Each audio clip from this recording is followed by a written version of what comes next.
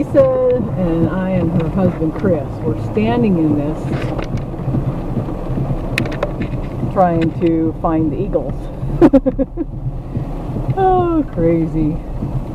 Crazy, crazy. We did find one eagle, and it looked like the eagle that Shauna had found.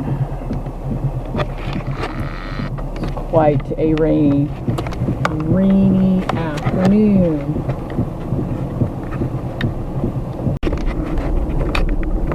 Lisa, I just want you to see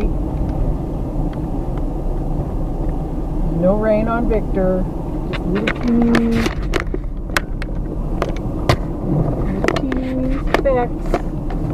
And this is how it was when I left.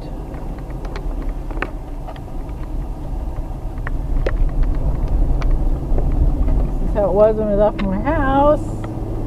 And it's still nice and clear. And it's just too funny.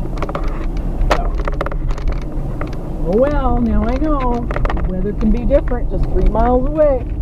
I knew that anyway. Thanks to you and Chris for being willing to come out. Sorry about that.